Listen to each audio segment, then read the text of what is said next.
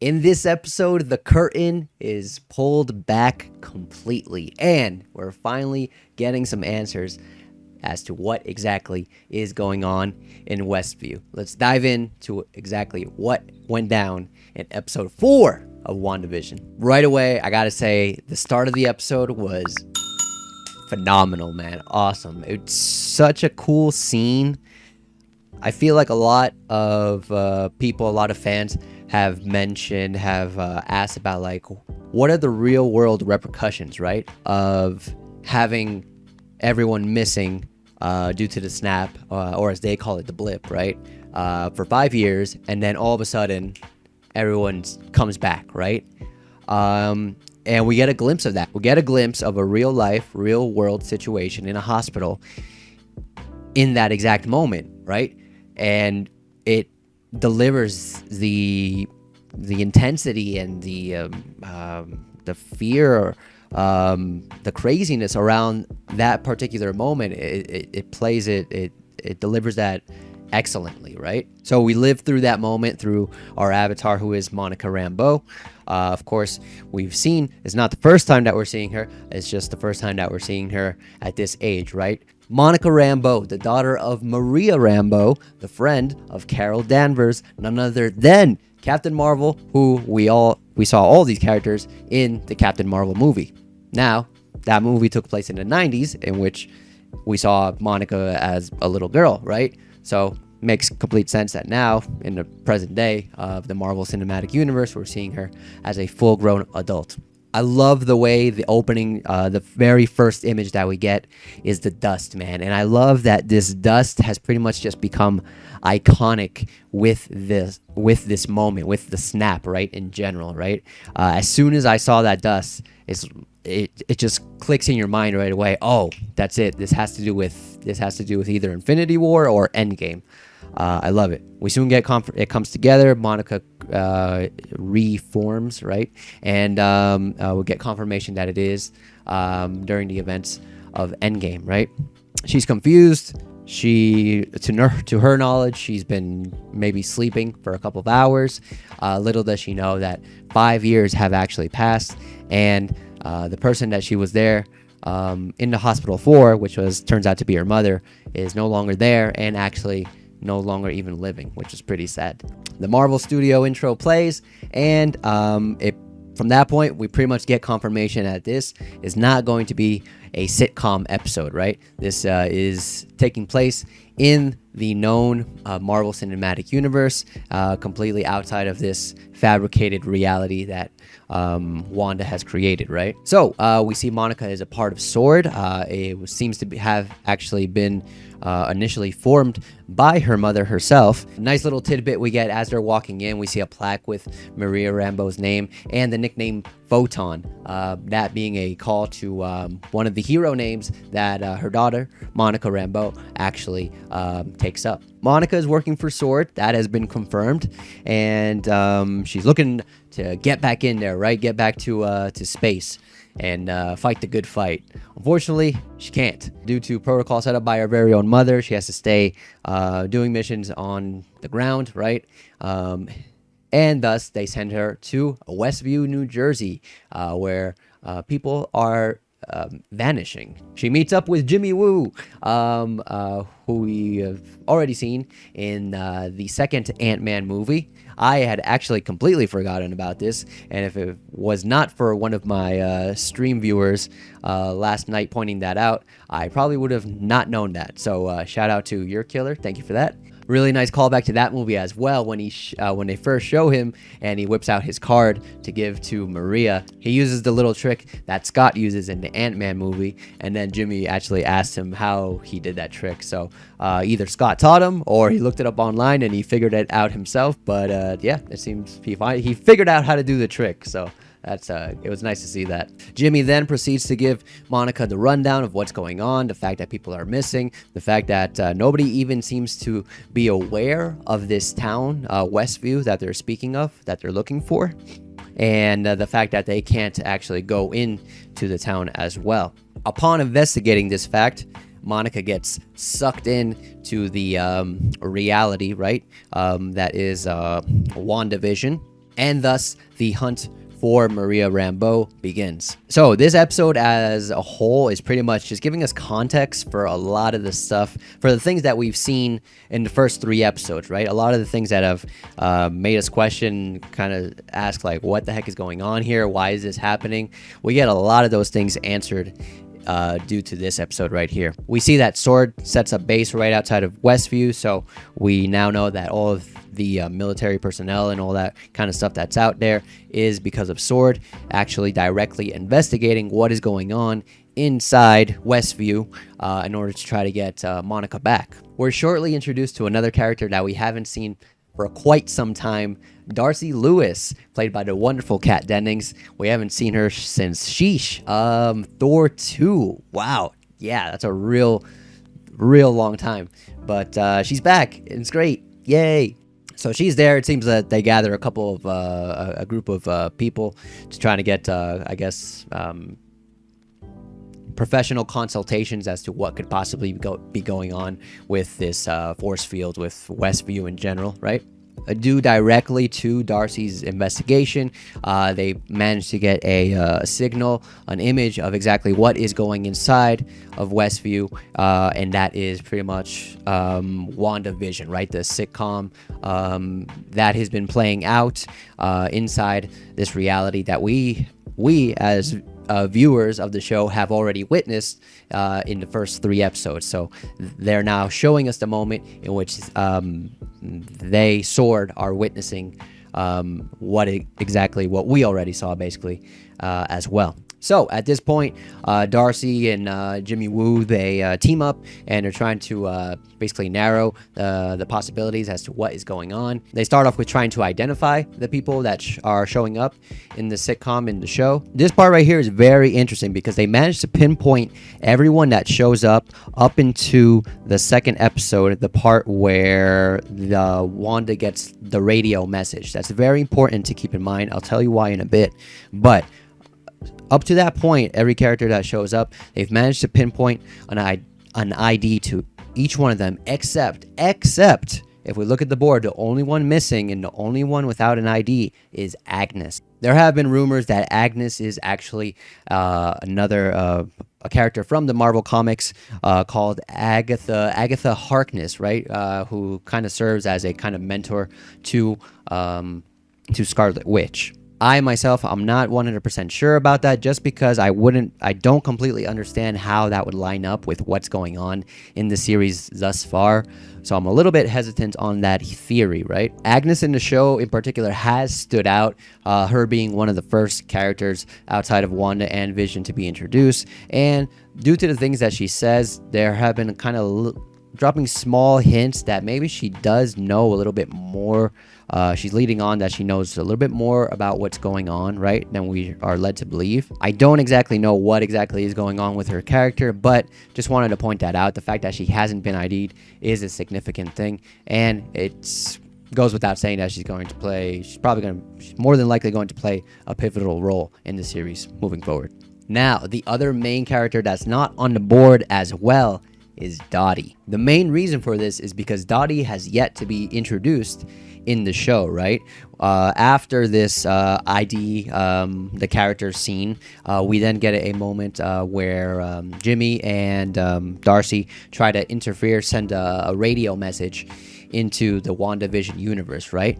And this correlates with the events that happen in episode 2, in which Wanda's talking to Dottie, and then all of a sudden a message comes out of the radio that's next to them, saying, Wanda, who's doing this to you, right? We now realize with this episode that the voice is of Jimmy Woo. He's the one sending this message, trying to reach out to Wanda. So that's the reason that Dottie's not up on the board. But I also think that it's not coincidence, right? So I do feel like she plays some kind of significant role in the series as well. Exactly what that is left to be said.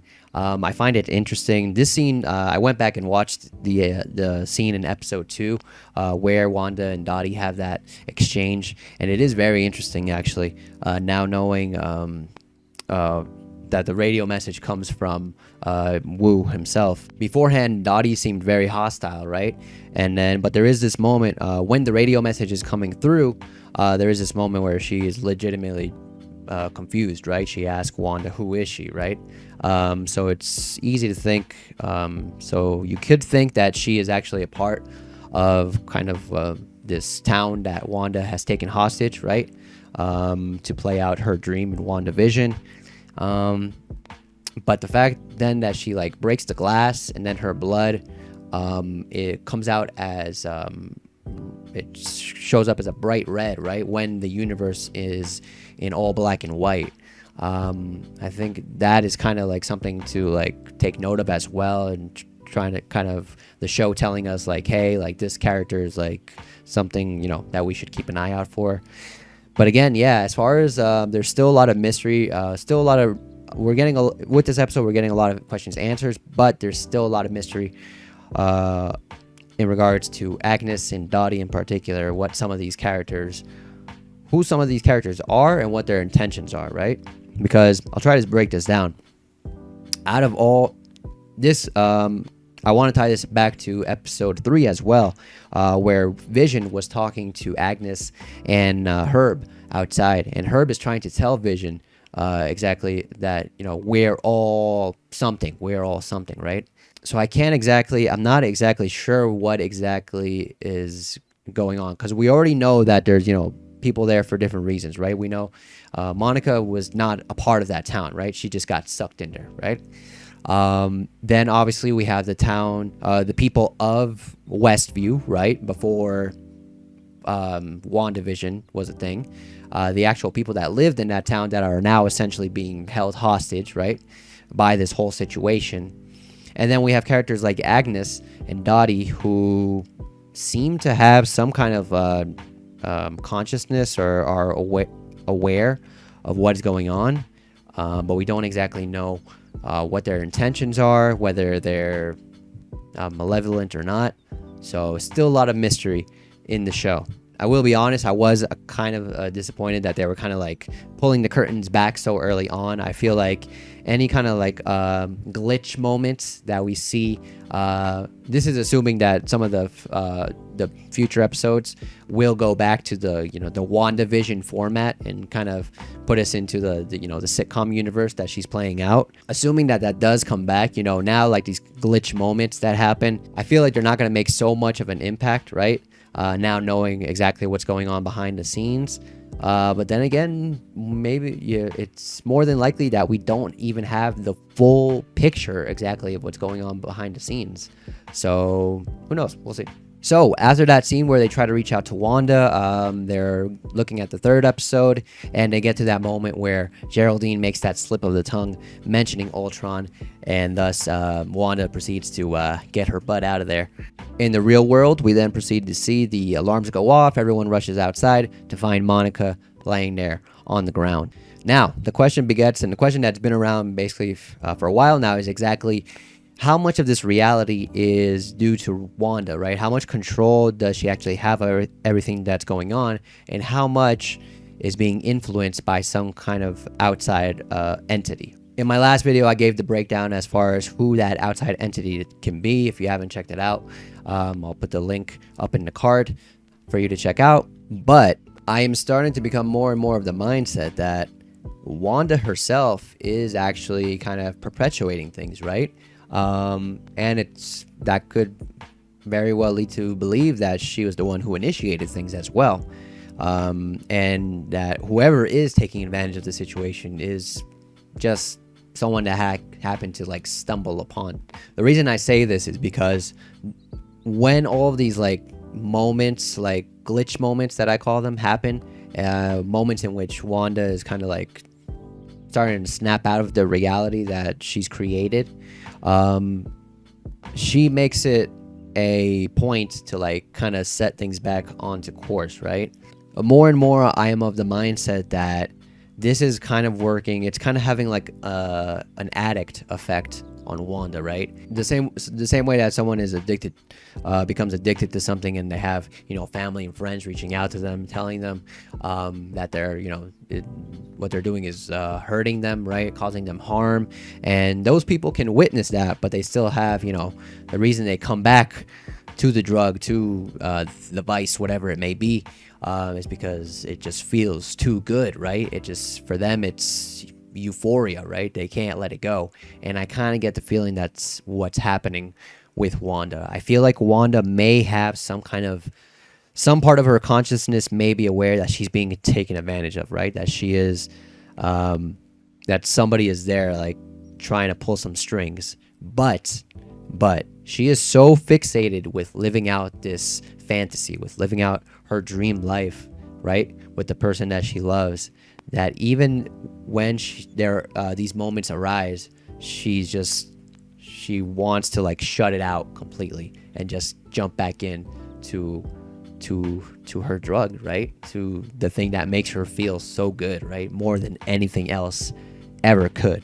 And now that I think about it, that is pretty sad, actually. And if it turns out that that's the case, that can make for some, like, pretty emotional scenes later on in the series. But we'll have to see exactly how it plays out. Another thing of notice that I wanted to point out is Vision in particular, because it kind of seems that, like, little by little, so we're pretty much all on the same page that, like, everything going on in the show is fabricated, right? So Vision is in fact dead, and the Vision that we see in the show is not real, right? It's just, something created from Wanda's mind. But it's very interesting because it seems like the Vision in the show is actually, like, starting to, like, catch wind, right, of what's going on. And they're like, we saw this in the last episode, right, when Vision walked up to the neighbors and started asking, like, what they were talking about, right? And he's, like, visibly confused. He doesn't, like, understand completely. But I really think that it will get to the point that he will have Vision will, like, understand exactly what is going on, and maybe even get to the point where Vision, right, realizing that he's not real himself in that reality, might be the cause of, like, to get Wanda to, like, snap back into reality, right? The real stuff going on outside. This episode gives us a little bit even more hinting towards that, because it gives us a little bit extra from what they showed us in the last episode, after Vision comes into the house and he says to Wanda, we don't have to stay here, we can get out of here, right? Also in the last episode, now that I think about it, that glitch moment where Vision walks up to her and says something is not right here, right? So it's very interesting that, and maybe this is Wanda's, like, subconscious herself, trying to, like, get herself to, like, snap out of it. Maybe this is kind of like the avatar of that, of how that plays out. But it's super interesting. It's crazy. It's if it's not that, we are then led to believe that Vision has some kind of power. Like, I mean, the origin of Vision's powers are a mystery already. But to think that they could extend, possibly maybe beyond death, into an alternate reality, to get Wanda to snap out of it, I think now that I say it, actually, I think that's probably a little bit too much. It's more than likely that it's just the first one, right? It's just Wanda's subconscious, like, trying to, like, shake her out of it and be like, hey, like, something's going on here, like, this isn't right, like, stop it. But of course she, like, just squashes those moments immediately as they come. As far as the episode, that's pretty much a wrap on it. This episode that doesn't give us a lot as far as, like, material or, like, evidence to be able to, like, theorize or, like, kind of wonder, like, what's possibly going on.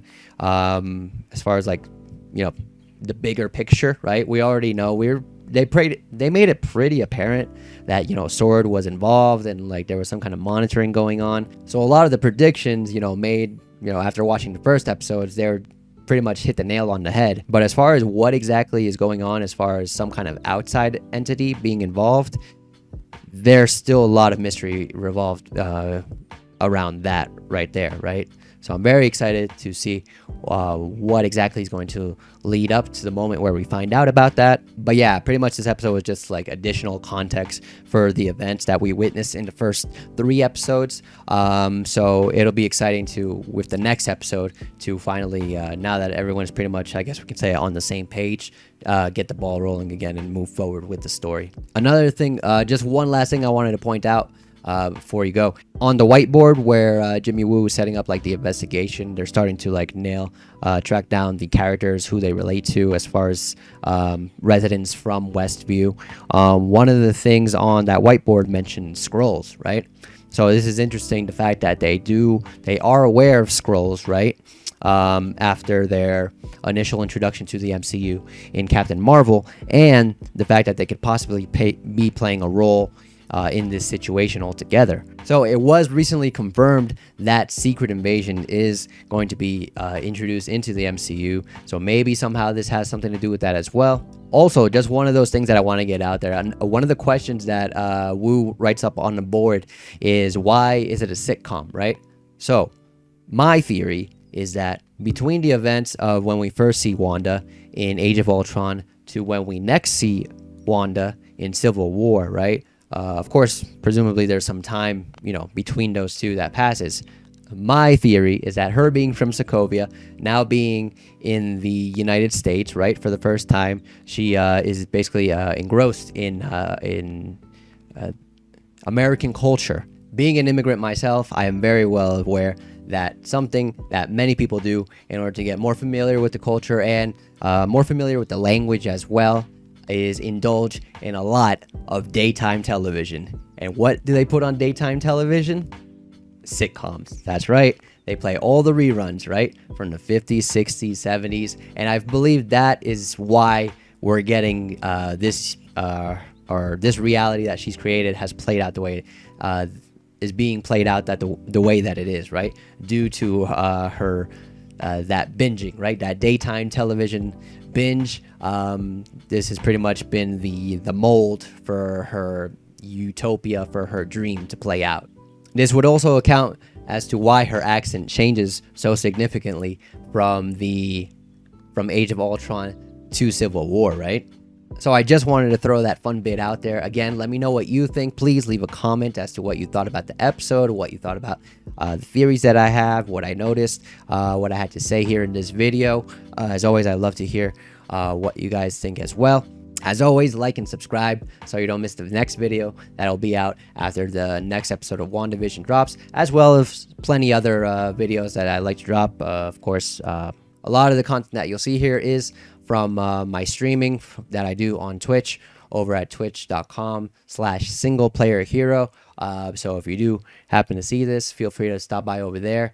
And if you'd like to hang out with me playing video games, drop me a follow there. Other than that, thank you so much for watching. Be good, and I'll see you guys on the next one.